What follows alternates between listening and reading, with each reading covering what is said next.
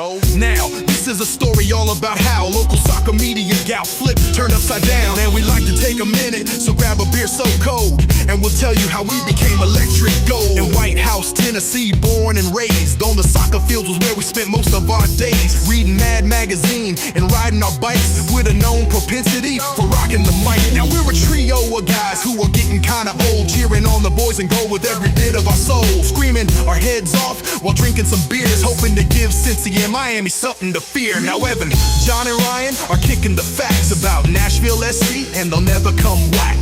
If anything, we can say the show is rare. Acoustic blue and electric gold, the only colors we wear. We pull up the Doties about 7:38, and we yell to the refs, yo home, smell you later. We look at the castle, we feeling so bold. We sit on our thrones, we're electric gold.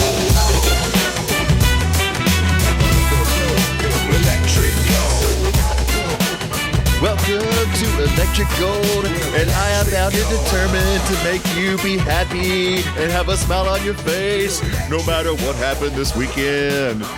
I'm Ryan, John, Evan, welcome. Podcast, go. Podcast time! Let her rip, boys.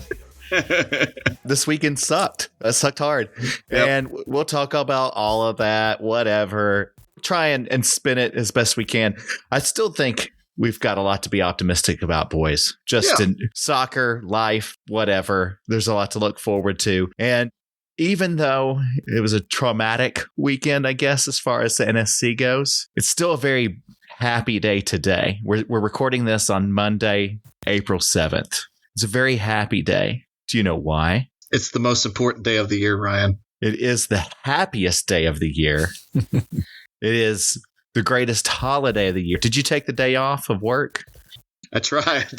I was maybe mentally not there. Evan, did you get the day off? Oh, man. I should have, but I didn't. I wish I had.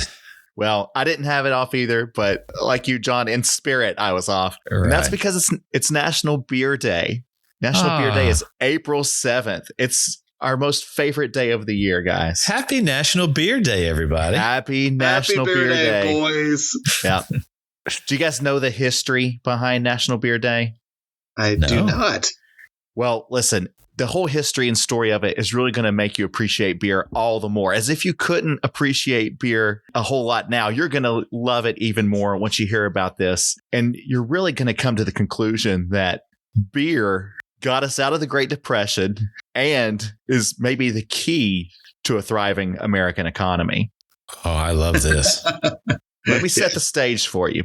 Prohibition passes. It's like 1919, 1920, something like that. Then you have the whole decade of the 20s.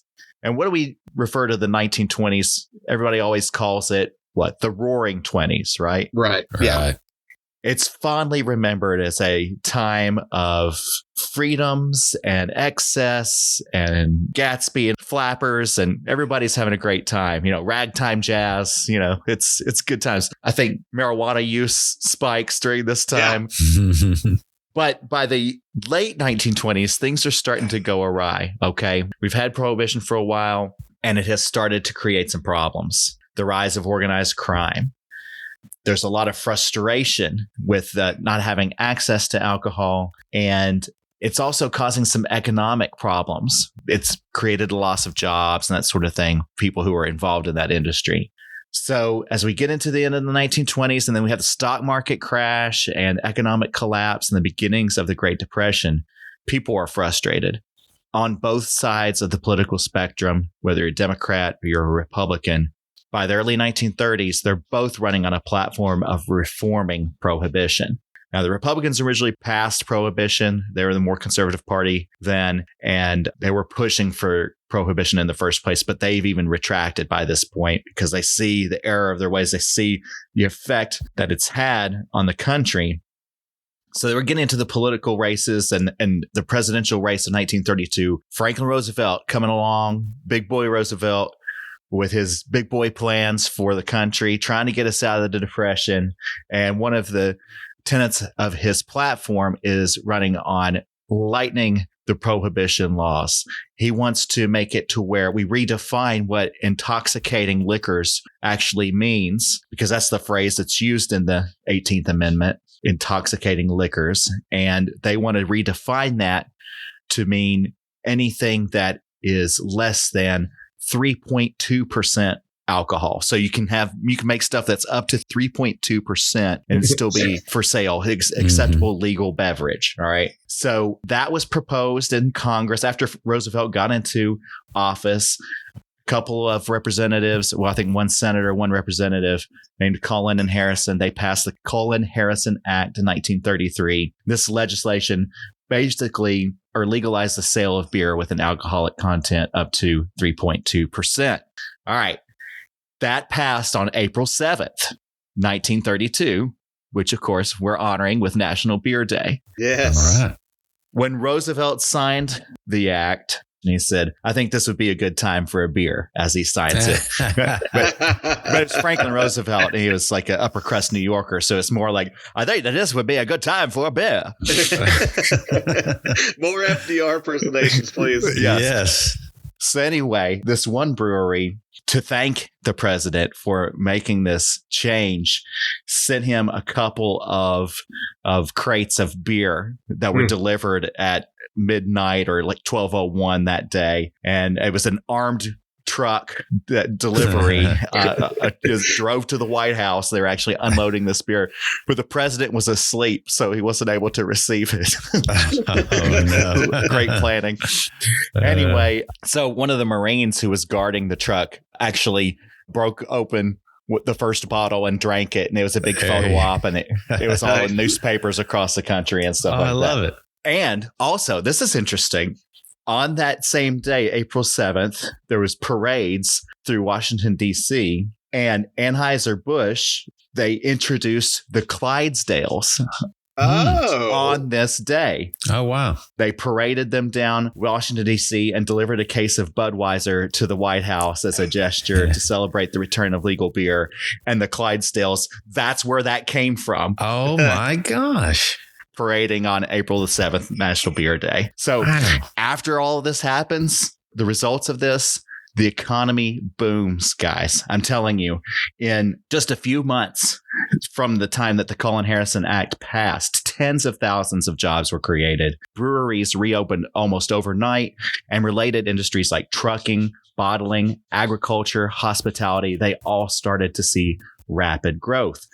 Some of the cities that had really been known for brewing and for beer making, like Milwaukee, St. Louis, Cincinnati, they all started to experience significant economic revival. And this was a moment of huge job creation in the country in the beginnings of the Great Depression. So this was a big like fork in the road or stake to sort of start to dig ourselves out of this depression. It was the first piece. It was the key to kickstarting the economy. And of course, while it took several years to build back, this was the first stake in the ground, is bringing beer back. Let that be a lesson to you folks. And anybody who might be concerned with, I don't know, the economy these days, maybe think about beer and how it can help. Beer can always help. Drink your beers, people. Drink your beers. All right. Well, with that, we should really celebrate by talking about what beers we're drinking tonight. So, John, what have you selected on this holiest of holy days? Well, I have selected a beer that is exactly 3 times the alcohol amount that would have been allowed in 1933. Mine is a 9.6%. Beautiful. I am drinking the G13 Hazy IPA from Sweetwater Brewing Company in Atlanta, Georgia. Do you guys know what the G13 strain is? No. Y'all don't smoke enough weed. Okay. This is a aromatic super hybrid sticky IPA. It tastes really good, first of all, but it has an added bonus. I'm going to put it how they put it. An olfactory experience that mimics that of the legendary G13 cannabis strain. Basically, it smells like weed. The brewers, to achieve this aroma, they found the perfect botanically sourced, strain-specific terpenes and married them with a proprietary natural hemp-type flavor. So this one might be more appropriate for 420, but I'm drinking it on 407. Beautiful. Any additional effects other than just normal beer? Anything else happen? Okay. No, it's just a strong beer that smells like weed. Yeah. Oh, okay. Still great. Yeah. 9+%. I mean, you're doing it right there. That's great. Right. Evan, what are you having this evening? Well, tonight I'm having the Southern Crisp by the Southern Grist Brewing Company, and it's kind of a German Pilsner style lager. It's got some toasty caramel and floral notes. It's got a really nice balance between the sweetness and the bitterness, and just a really drinkable beer, really enjoyable. Nothing too commemorative of this wonderful day, but maybe just what a beer should be, just effortlessly drinkable and enjoyable. Solid blue collar, heart of America, chef's kiss beer right there. Beautiful. Well, I bought a special beer for this occasion. This beer that I have tonight comes from the world's oldest brewery. Oh. It is, I hope I pronounced this correctly. All right. Weihenstephaner. Hey, you're very close. That's right. Yep. Which comes from Bavaria. The particular beer I'm drinking is Crystal Weiss beer. Ooh. Crystal clear, like a Hefeweizen sort of beer, a traditional. It's not like as hazy as some of the other beers from this area. It's been clarified through filtration to remove the yeast and the sediment. So it's got a really bright, golden, clear look to it. It's a wheat beer. Notes of banana and clove, a bit cleaner and crisper than typical Hefeweizen. This beer is interesting, or at least this brewery. I said it's the oldest brewery in the world. In 725 AD, monks established a Benedictine monastery on this hill in Freising, Bavaria. In 768, it's recorded that hops are being grown nearby. So that's evidence that perhaps there's some brewing going on in the area. So in 1040 AD, guys, the monastery received a license from the city of Freising to brew and sell beer. And this is when it is officially recognized as the founding year of the brewery. It's been in operation since 1040. Oh my God. That's awesome. Amazing. I mean, we're talking like that's before William the Conqueror. Oh, that's crazy. Or like around the same time. So they've been in operation since then. They secularized during Napoleon's time, like in 1803. So that's when they converted from being a monastery to being a brewery. Right, yeah. It's better business. Anyway, they then partnered with the Technical University of Munich. See, it's close to Munich. It's just in the outskirts of Munich. So it began partnering with the Technical University of Munich in 1852, making it a center of brewing science and education. It is still that to this day. We're talking about the Ivy League of beer right here. This is the Harvard of the world of beer. Original. Wow. It is so smooth. It goes down terrific. They sell them in these gigantic 1-pint bottles. Have you ever had this, John? Have you seen? I have. Yeah, I was going to say, fantastic. You're nodding in familiarity here. Oh, yeah. It's a great beer. So happy National Beer Day to you guys. Happy to be with you. Cheers, boys. Cheers, boys. Cheers, Happy Beer Day. boys. All right, let's get down to some business. It's time for Week in Review.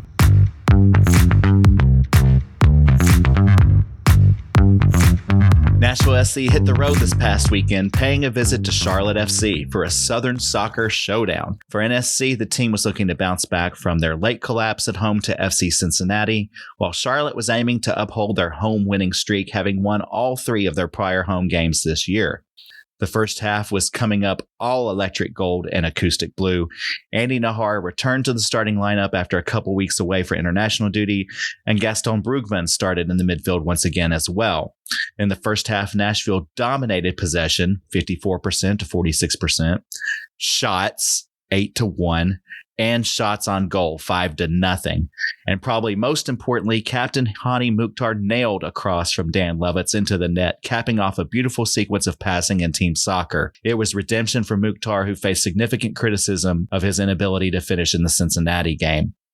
Nashville took a 1-0 lead into halftime, but the second half proved to be a much tougher challenge for the boys in gold. Charlotte must have had a serious talking to during halftime because they reappeared on the field with much more purpose and aggressiveness than they exhibited in the first half. Nashville had less opportunities offensively, and the teams were playing to a virtual stalemate.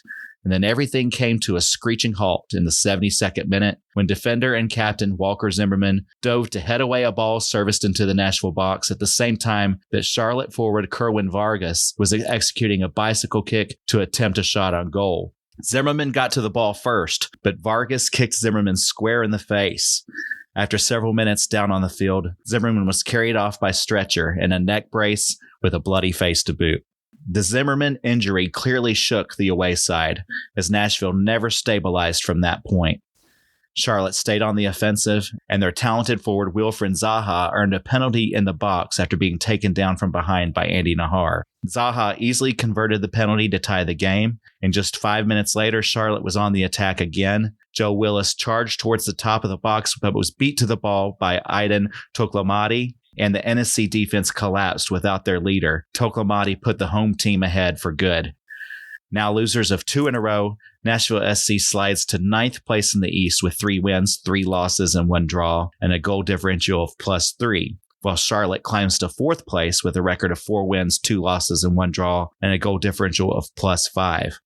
While Zimmerman was initially hospitalized with his injury, he was later released that evening, though his availability for the upcoming schedule will be unknown. Very traumatic turn of events, guys. I was feeling great about this game, especially through the first half. Second half started and was much more of an even affair, and then Zimmerman happened. And let's just talk about it right off the top. Let's get it out of the way because it was scary. It was a scary event. I mean, what were your thoughts in the moment as you saw it happening? And Evan, we should say, you were there in person. I was all excited to talk about what was the fan experience as an away fan and everything, but I think we got to get to this first. What did you see being there in person? What was the experience like? The experience or Zimmerman? Well, yeah, let's talk about Zimmerman first. We'll definitely get to your experience as an away fan in a minute. The way I experienced that particular incident was as follows. So I was there and definitely saw the play happen, but it was on the opposite side of the field in that giant stadium. So I couldn't tell initially how serious it was. All I saw was that it looked like Walker got kicked as part of defending that bicycle kick. But of course, I immediately see some of our players waving over to the sidelines, like, get out here. So I knew it was serious fairly quickly, but then they never replayed it, as they do out of respect in the stadium. They never replayed it on the Jumbotron. So we didn't really know the extent of it until, of course, they're, bringing the stretcher out and taking him off. And then, of course, later on after the match, hearing a little bit here and there, social media and everything. So initially, my experience was I didn't really know how bad it was and only really found out about how bad it was after the fact. Sure. That makes sense. Being there in person, you're going to be limited in what kind of news you've got available to you. John, you and I were both watching from our respective homes. What was your feelings or reactions to this whole event? Just fear. That was as bad a upper body injury as I have seen in soccer. And I've been watching a long time. You see broken legs, like horrific lower body stuff in soccer, but you don't typically see this kind of thing that happens like in an NFL game sometimes. But man, especially seeing, I unfortunately have seen the up closer video of it, and that was brutal. He took it straight in the face, and I can't recall seeing anyone ever kicked in the face like that before. And so just hearing that he did not stay overnight in the hospital, that he came home with the boys, that's a miracle. And I just hope that he is continuing to recover. And man, all the best, Walker. I agree. These are the type of moments that kind of elevate beyond the game. We're all here to have a good time, enjoy the competition. Something like this happens, and all of that takes second fiddle to just making sure that the person's okay. Zimmerman has been such an important part of the NSC community from the time that he joined the team. And it's shocking and scary to see this type of thing go down. Vargas was just trying to do his best. He wasn't doing anything wrong, but he was giving full force to the kick. And it was about as hard as you could take a kick to the face. I was frightened when I first saw it, and I don't know if he was unconscious or what. I would think you had to have been knocked out from this. I don't know. I don't want to speculate, but I don't see how you aren't. I'm super relieved to hear that he was released from the hospital later that evening, recovering at home. I would absolutely expect he's going to be out for a while, but most importantly, hopefully he's able to recover nicely without any long-term issues. So Yeah. we'll hope for that. Would you guys both agree that that changed the play for Nashville SC? Oh, 100%. Yeah, 100%. absolutely. Like, yeah, I saw, the emotion on players' faces. Joe, in particular, was really struggling. Yeah. I can't see how it couldn't. You think about it, like if you saw someone having a medical emergency at your place of work, would you be able to do anything the rest of the day? I really doubt it. And, this is even more than that. This is their leader. This is their captain, their brother. And to see something go through that, I mean, you can try to be professional all day long, but man, it's got to affect you. And I think it clearly did. Yeah. And that's why I almost want to take the result here and just throw it right out the window. I discount it completely. Would you agree? I mean, we looked great up until that moment. I thought Nashville was handling this game. Maybe they ended up tying it if that didn't happen. But I think we were coming away with at least a point, if not 3. Would you agree? Oh, yeah. I kind of said in our chat, I didn't really care what happened after that. And it doesn't mean anything to me. Like, all that I care about is that Walker's okay. And I mean, we played well for nearly an entire game until something absolutely crazy happened. You got to throw it out the window and just hopefully move on. Yeah, well, let's try and do that a little bit. Let's get our minds off of this. And Evan, break it down for us. What's it like to be an away fan attending a Nashville SC game? You're in hostile territory. Were you wearing your gold? I was wearing my gold. Yes. Guys, it was a fantastic experience. It was a bucket list item for me, and I had the opportunity to do it, and I'm so glad I did. I can't wait to do it again. It was so much fun. Charlotte fans were more than hospitable, very friendly, some friendly teasing and ribbing, but it was all good natured. They've got a cool scene around their stadium for the pregame and the postgame. We enjoyed a lot of that ourselves. And I mean, I figured that everybody would be pretty cool there, but I didn't know for sure. And I just walked into Charlotte FC pubs both before and after the game as if I was going to be totally welcomed. And I was. They were so cool. And then, in the stadium, obviously surrounded by Charlotte fans, but again, they were so nice. They wanted to talk and, ask where we were from and everything like that. It was really cool. So what I can tell you is that you absolutely have to go to at least one away match and wear your colors. You'll be just fine. Everybody's cool. It's so fun. And I can't wait to do it again. Yeah, maybe don't go to Philly with your away colors, but yeah, right. Most places are going to be quite welcoming. The pictures from the tailgate looked really great. Looked like it was a fun experience.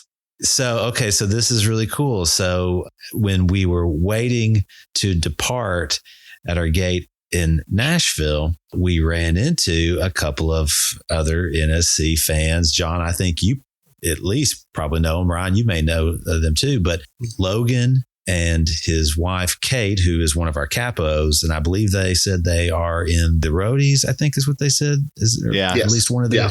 Do you know what I'm talking about? So I do. Yeah. So we were sitting right beside them at the gate waiting to depart. And they had already been invited by a Charlotte supporters group called the Hooligans to the pregame to tailgate with them. And so they shared that information with us. So lo and behold, we get to Bank of America Stadium and we find the place where they were tailgating and we walk in and they had a great tailgate going and they were so welcoming. The Hooligans supporters group just were like, yeah, come in, have a beer, have some water, take a water to the stadium. They talked and introduced themselves. So it was super cool.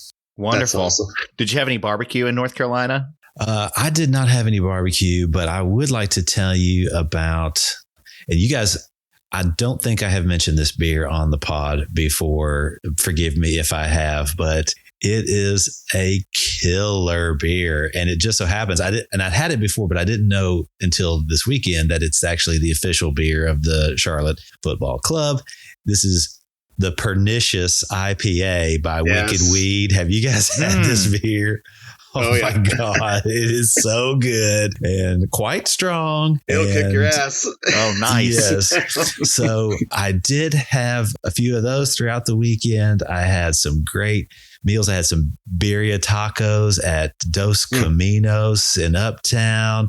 I had some, I feasted on some German food at the old Mecklenburg brewery. They had this huge beer garden and the weather was perfect. And we just feasted on sausages and potatoes and everything else and drank beers one after the other. And yeah, it was pretty awesome. But I don't remember having any barbecue, to be quite honest with you.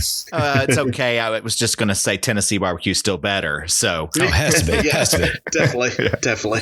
Well, excellent. I'm glad to hear it was such a great experience. It's definitely something I think we should all do at some point is to go into hostile territory and make friends with the enemy and enjoy a game away from Geoda somewhere else. So we'll have to try that out sometime soon.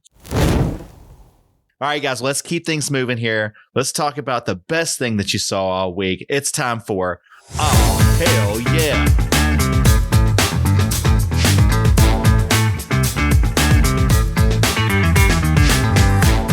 We'll start with you. What's your all hell yeah moment?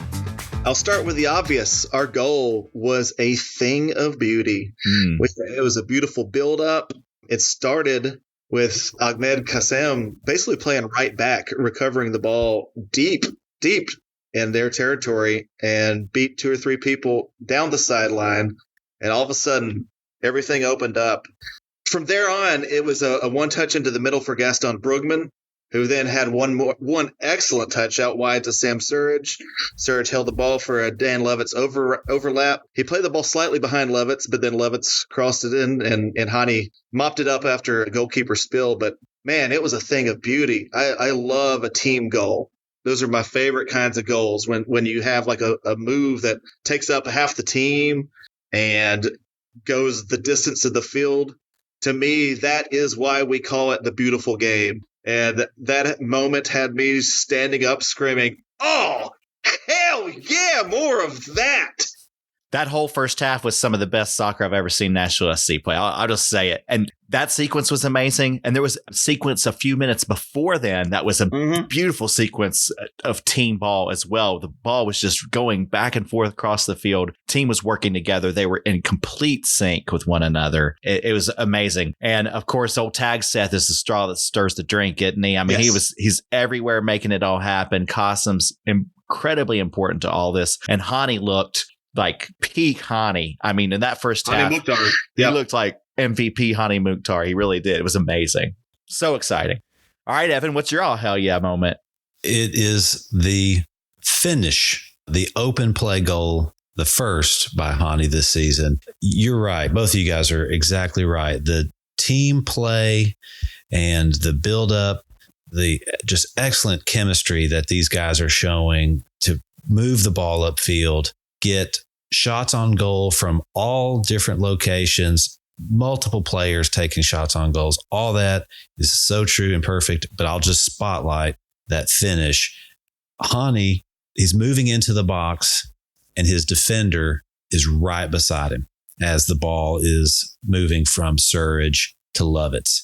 And then you'll notice, if you watch the replay, Hani then realizes that he's just getting himself sucked in right there with everybody else. And so he recognizes that, pulls himself back. His defender continues on. And once that keeper got that little bit of a touch on that cross from Lovitz, the ball falls perfectly to Hani. Hani read that play. He understood space. He understood that he needed to find a place where he could be effective if the ball fell to him. And he finished this time. He missed a similar goal against Cincinnati, but he made it count on Saturday. And I was so excited to see it. I was just like, oh, hell yeah, Charlotte, how do you like us now? he one touched that out of the air too. Ball wasn't on the ground. He pulled that out of the air and knocked it into the goal. It's really, really sweet. Anybody worried about Hani Mukhtar anymore? Not currently, no. Not since he dyed his hair. He dyed his hair. It's 2022 all over. Let's go. He went Super Saiyan. Yeah, he did. And Nahar dyed his hair as well. I think they should all dye their hair. All of them dye their hair blonde. Even the Why blonde not? ones should dye their hair blonde. Blonder. Yeah.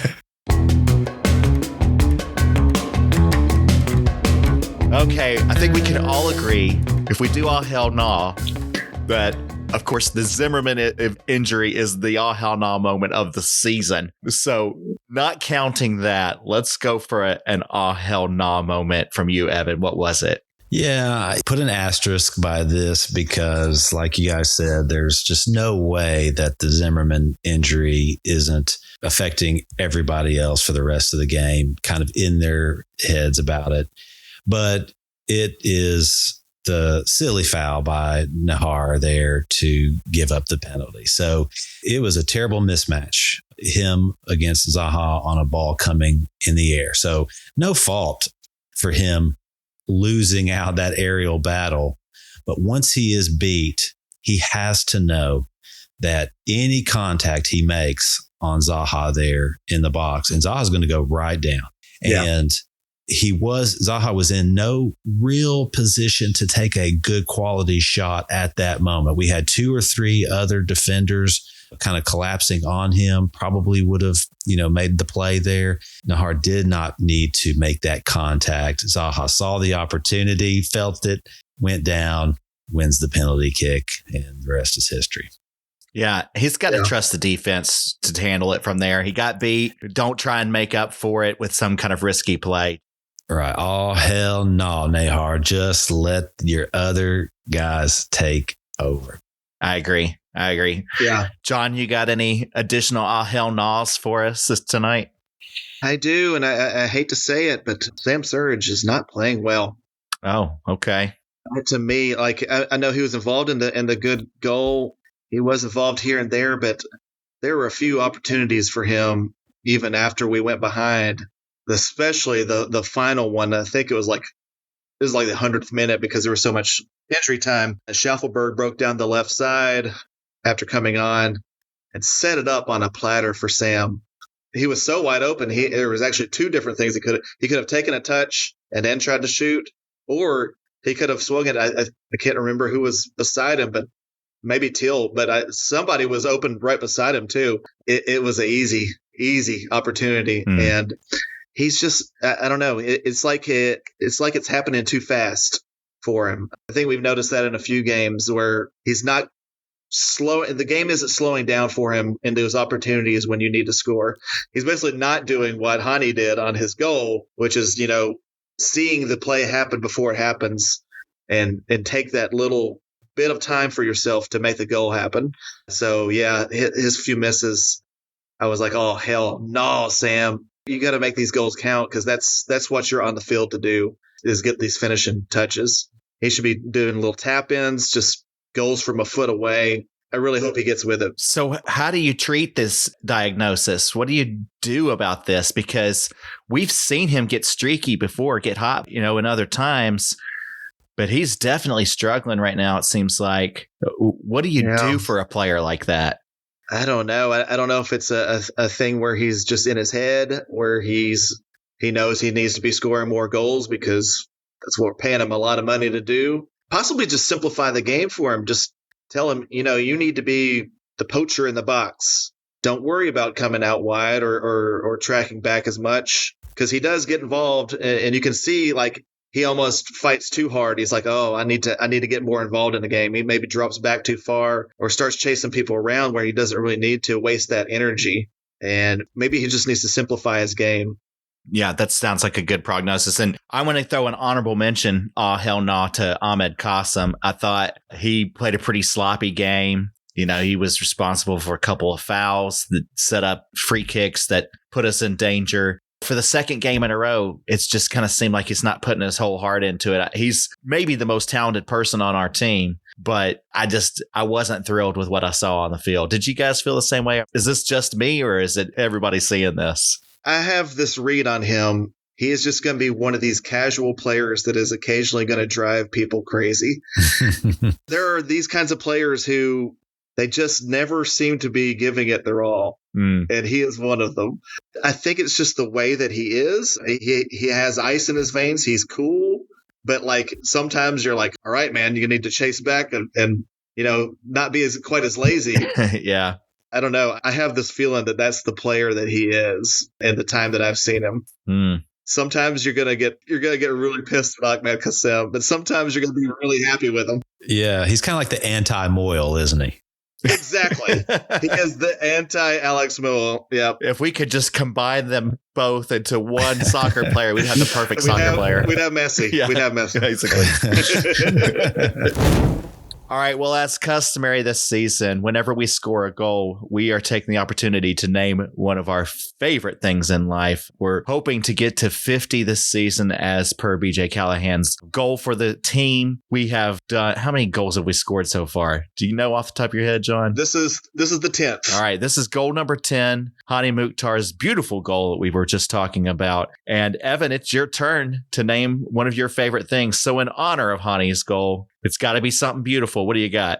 All right. I've got for you 3 letters. BNA. Nashville International Airport. Guys, I love BNA. I love to travel. It is probably my favorite thing to do. And I love BNA for 2 reasons. Not only for what it is, but for what it represents. Okay. And so what it is, of course, is a growing, modernizing international airport here in a bustling city. And it's growing. They've got these 2 phases of growth that they've been implementing here in the last several years. There was this BNA vision plan that they kind of wrapped up last year, putting some finishing touches on it currently. And then they've got this new plan they're about to roll out, the New Horizons plan. So, of course, these plans are expanding the airport, garage, the parking situation, the lobby, the concourses, new restaurants, new features and things. And this new phase is going to add even more, supposed to be completed in 2028. And that's just what it is, right? What is even better about BNA is what it represents to me. Okay. And here's my best attempt to put it into words how I feel about this. So the airport, your home airport, is this launching pad, right? For your weekend getaways and your dream vacations.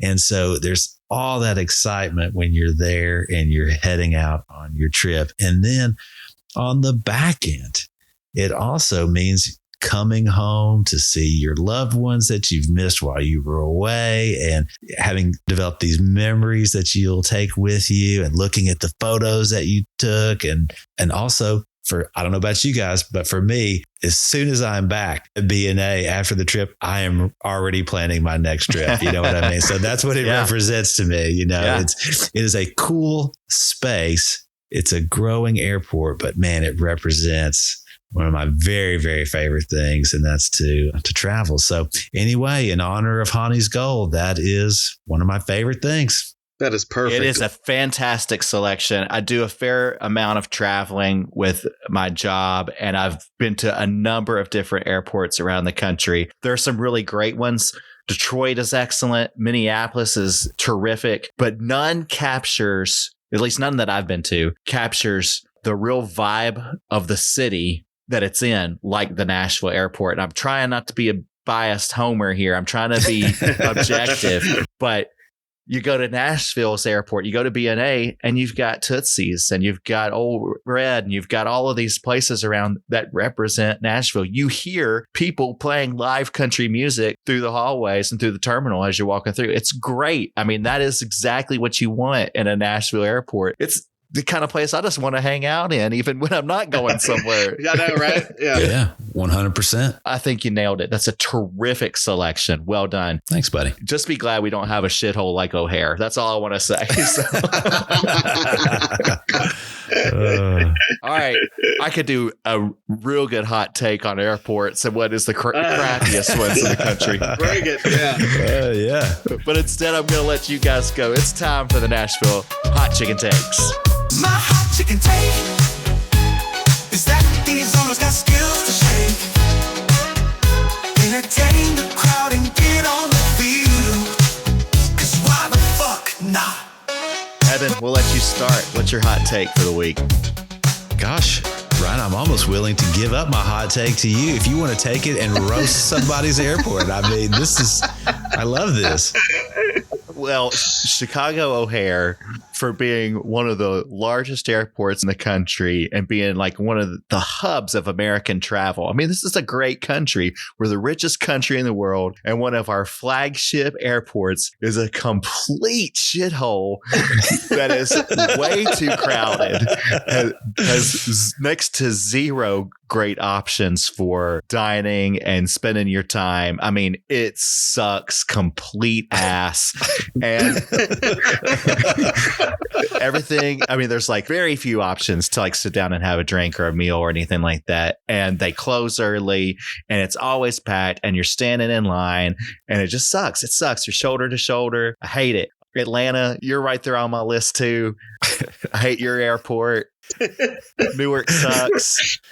And Miami, Miami's supposed to be this city where it's just so wonderful to go and travel there. It's a city full of beautiful people, beaches, all that great stuff. Miami airport sucks. So all these big cities with these airports, they just need updating. They need to spend some money. Like you said, it's a representation of your city. Yeah. Have some pride, Chicago. Yeah. Have you no pride? Clean it up. That's my hot take is that these big cities with these big flagship airports, they need to get with the program. They need to look at what BNA is doing, what Minneapolis, Detroit do. Denver's good. They need to look at some of these cities and figure it out. I love it. I love it. And there you go, Nashville. There's my hot take. Thanks. I appreciate the assist. John, your turn. Follow that one. Oh, man, I'm not going to be as good as that one. This isn't really a hot take. It's just an expectation for the city of Nashville. And it's going to be about Walker Zimmerman. Obviously, we have no idea when Walker Zimmerman might play soccer again. Who knows? I don't really care. Just whenever he's well enough to do it. I want that moment when he comes back, whenever it's going to be the most electrifying moment in Nashville sports history. I want it to be, the Wycheck Miracle, the Music City Miracle. Oh, yeah. That thing. Times a million. Oh, my God, I'm so lame.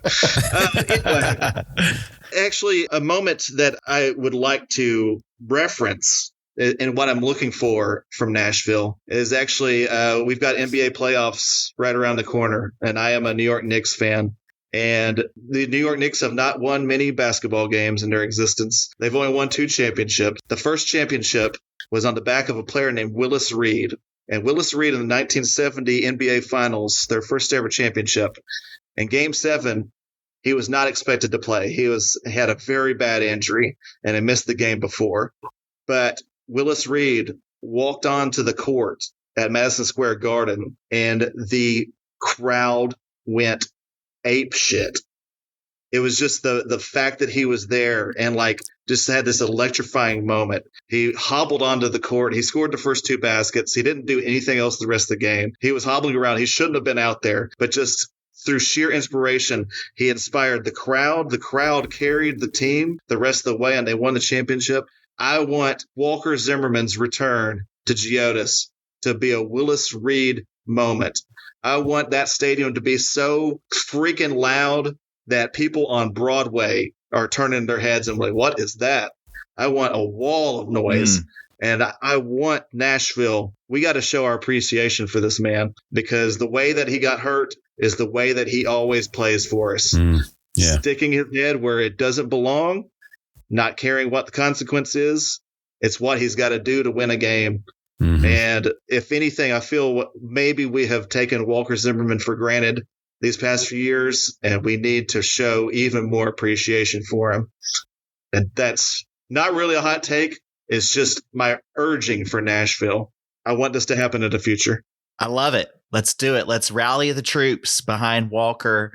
And even before he comes back, let's play in his honor, Let's take the inspiration of how he plays, and let's see the whole team play that way and just give it their all. Ahmed Qasem, we're looking at you, play with that sort of passion. Walker always wants to win. He's always given 100%. Let's see the rest of the team do that. And us as fans, let's give 100% as well and rally this team in his honor. And then when we get him back, you're right. Give him the celebration he deserves. Yeah. All right. Right on. I love it. On. I Well love it. said, boys. Guys, let's just move on. Let's talk about what's coming up. It's time for the week in preview.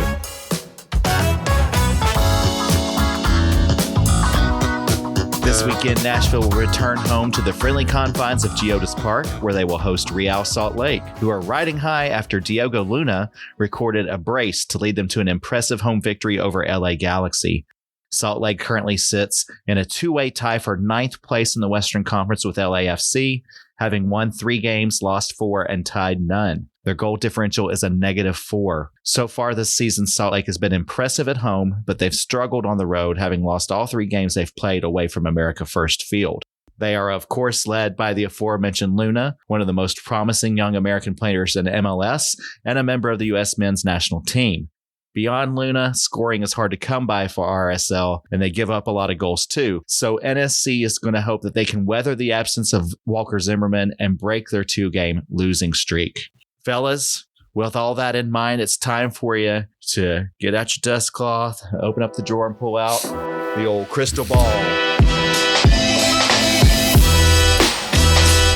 Let's dust it off and find out what you see. John, what do you foresee for us coming up? What do I foresee? Oh, crystal ball, let me gaze into your endless depths. I foresee a tough game. Salt Lake, it's no joke. They were really good last year. They did lose Arango from last year, but man, Diego Luna, if anybody had the misfortune of watching the most recent U.S. national team games, the only highlight for them was Diego Luna. He was the only good player playing for them, and especially that bronze medal game against Canada. He's a good player, but I feel like their defense can be got at. They do give up goals away from home. I foresee a 3-2 NSC win. Wow. It's going to be a high-scoring affair. Maybe our defense is not as tight without Walker. But yeah, it should be a fun game, and we should be loud and boisterous and carry these boys across. Real quick, just an aside, as we look ahead to this game, anything in your crystal ball about who's going to play in Zimmerman's place? Are we going to be looking at Palacio again? I mean, that was kind of surprising that he came into the game last time, right? I don't know. I feel like Palacio should be the guy. I know Bauer, some people thought Bauer maybe. Not sold on Bauer. Scored 2 goals this season. He did score 2 goals. I'd rather him be at the right back, to be honest with you, if he's going to be playing. Palacios wasn't at fault for the 2 goals, so I don't know that we have much to go on, but he is a veteran, and we're paying him a decent amount of money, so we've got to put the trust in him, and hopefully he can get the job done. Okay, we'll see what happens. Evan, what's in your crystal ball? Well, guys, last week I gazed into it and saw goals from Bauer and Lovitz. And the week before that, I saw goals by guys who weren't going to even be in the same city as they were away on international duty. So clearly my crystal ball is very dusty. So let me take a little extra time to dust it off. And now I am seeing a 3-2 victory for the boys in gold. They are going to play with Walker in mind, with some extra passion. This is going to strengthen their resolve, redouble their commitment to passionate play, to going for the win, to not only playing great in the first half, but playing great in the second half too. And we are going to get the victory, and we're going to right the ship. That is what I see. Both crystal balls came up with the same result. I think it's in the bag at this point. We can guarantee it. Put some money on it. All right, guys, thank you very much. I appreciate it. I've enjoyed the conversation this evening. My beer's just about gone, so I'm going to have to wrap this up. But before we go, John, real quick, how does everybody get in touch with us? Yeah, they reach out and touch us on Instagram, Facebook, formerly Twitter. We are Electric Gold NSC, and we've been getting decent feedback recently, and we love it. We cannot get enough of it. We live for it. We do. We don't have anything else in our lives to live for. We don't. This is it. No, and we really appreciate everybody listening. We appreciate all the kind words. We sure would appreciate if you like us, follow us, give us 5 stars or whatever you do on the internet. And just reach out and tell us if you like us. We'll talk back. Yeah. We're just three Joes. And like we said last week, and I'll reiterate it, if you've got an all hell yeah, if you've got an all hell no, and if you've got a hot chicken please. take, share them, and we will absolutely debate them on the podcast as well. So don't be shy. Yep. Don't be shy. All right. Thank you, John. Thanks, everyone, for listening. Thank you, Evan, as well. Thanks for the report from the away experience. We really appreciate it. My pleasure. All right, everyone, hang in there. Keep Walker in your thoughts and keep on rooting the boys in gold. It's going to be okay. Keep on cheering them on and keep on saying it. Come on, you boys in gold. Come on, you boys in gold. Come on, you boys, and go! Under cities, neon lights, talking dreams on Friday nights, electric vibes and stories told. Come on, you boys in gold.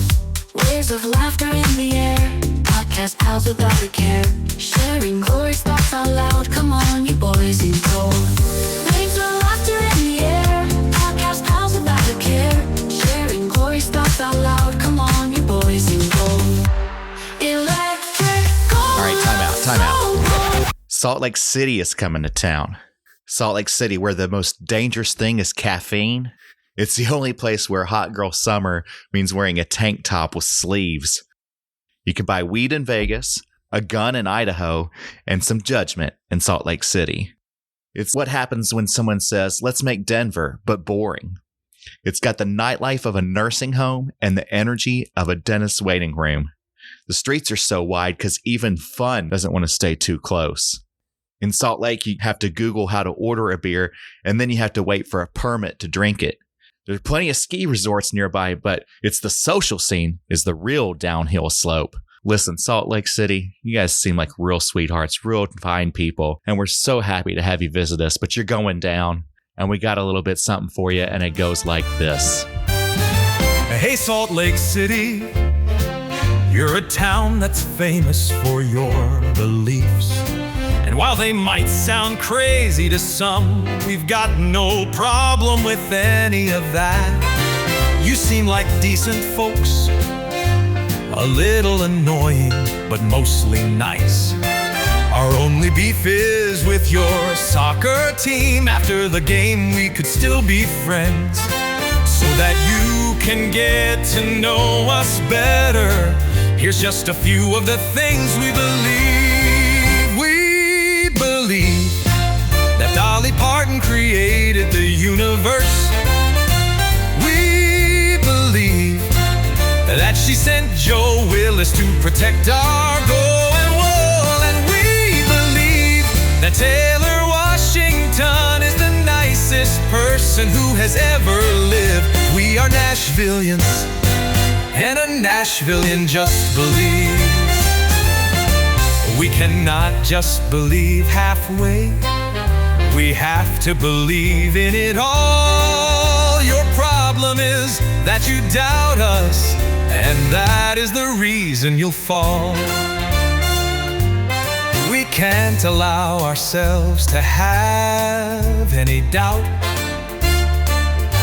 Time to show the world what Nashville SC is about. Believe that BJ Callaghan has a plan for all of us. We believe that plan involves Haney Mukhtar scoring goals. And we believe that Sam Surridge is going to score some as well. We are Nashvillians, and dang it, a Nashvillian just believes. No, must go and do the things we need to do to win. We realize now why you've been sent here. If you ask BJ in faith, he will always answer you. Just believe in him and have no fear. We believe that Eddie Tagseth has a hold of you.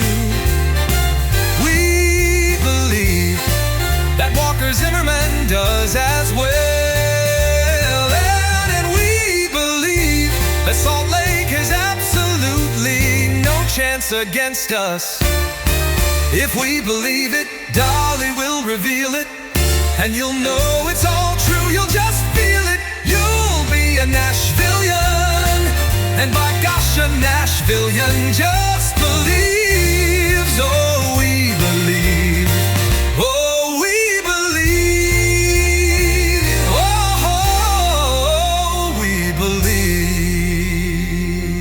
believe. But hey, at least you aren't Provo.